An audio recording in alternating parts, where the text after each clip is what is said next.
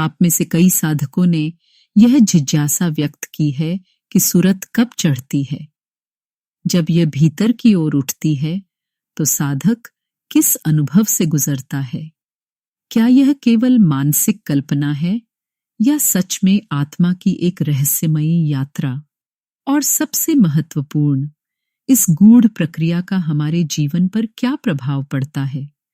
आज हम इन सभी प्रश्नों का उत्तर खोजेंगे, लेकिन यह केवल एक चर्चा नहीं होगी, बल्कि एक आध्यात्मिक यात्रा होगी जो आपको अपने भीतर छिपे परम सत्य की झलक दिखा सकती है।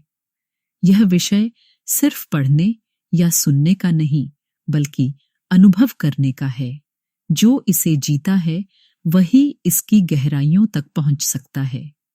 सुरत का चढ़ना, आत्मा का जागरण।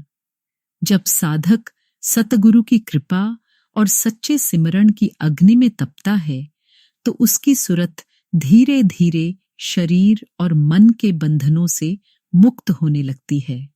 यह मात्र एक आध्यात्मिक अवस्था नहीं, बल्कि आत्मा के वास्तविक स्वरूप को जानने की यात्रा है। यह यात्रा कोई बाहरी आंदोलन नहीं, बल्कि भीतरी जागरण है। जब साधक सिमरन करता है, जब उसका चित्त संसार की मोह माया से हटकर परम नाम की ओर मुड़ता है, तभी वह इस अवस्था को प्राप्त करता है। जैसे ही यह प्रक्रिया गहराने लगती है, भीतर एक दिव्य प्रकाश जल उठता है। एक ऐसी अनूठी अनुभूति जन्म लेती है जिसे शब्दों में बांधना कठिन है। भीतर की दुनिया का अनुभव जब आत्मा अपनी यात्रा आरंभ करती है, तब वह बाहरी संसार के शोर से अलग होकर भीतरी नाद और दिव्य प्रकाश का अनुभव करने लगती है। यह कोई कोरी कल्पना नहीं, बल्कि एक सजीव वास्तविकता है जिसे संत महात्माओं ने अपने अनुभवों के आधार पर बताया है। परम शांति का अनुभव। मन की अशांति समाप्त होने लगती है और साधक अपने भीतर एक अद्भुत शांति महसूस करता है। शब्द और नाद का प्राकट्य। जब सुरत ऊर्ध्व गति पकड़ती है, तब वह आकाश में गूंजते दिव्य नाद को सुन सकती है। भीतर का प्रकाश। जब आत्मा ऊंचे स्तरों पर पहुंचती है तो दिव्य प्रकाश का दर्शन होता है जो परम सत्ता की उपस्थिति का अनुभव कराता है। साक्षात सद्गुरु कृपा। जब साधक पूरी श्रद्धा और भक्ति के साथ अपने गुरु के वचनों को आत्मसात करता है तो उसकी यात्रा और सरल हो जाती है। सतगुरु की कृपा और आत्मा का उत्थान। गुरु महाराज हमें यह कहें, ये समझाते हैं कि सत्संग, सिमरण और सेवा ही वह 3 दिव्य सीढ़ियां हैं जो आत्मा को ऊपर उठाने में सहायक होती हैं। जिन्होंने यह अवस्था प्राप्त की है, उनके जीवन में एक अद्भुत परिवर्तन देखने को मिलता है। सांसारिक सुखों की ओर आकर्षण कम हो जाता है।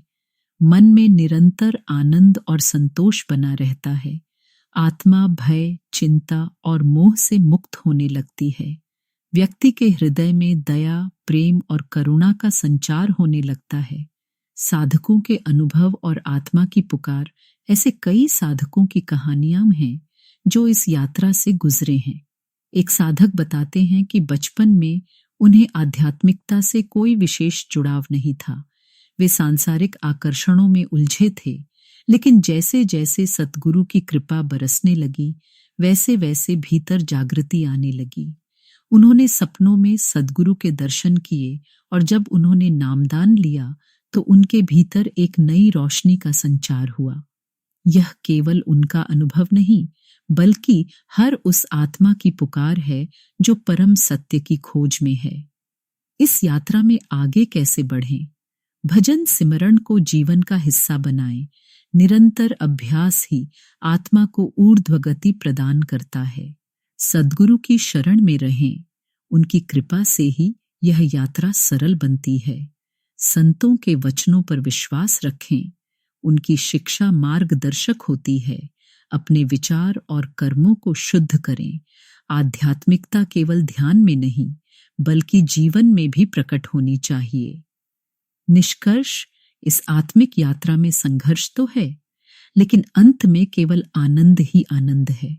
जो भी इस दिव्य मार्ग पर चलेगा वह धीरे धीरे उस स्थिति में पहुंचेगा जहां न कोई दुख रहेगा न कोई भय, बस केवल परम प्रेम, शांति और ईश्वर की अनुभूति होगी।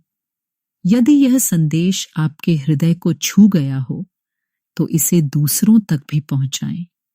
हो सकता है कि आपके एक छोटे से प्रयास से किसी और आत्मा की यात्रा भी शुरू हो जाए। सतगुरु सदा आपकी राह प्रकाशित करें।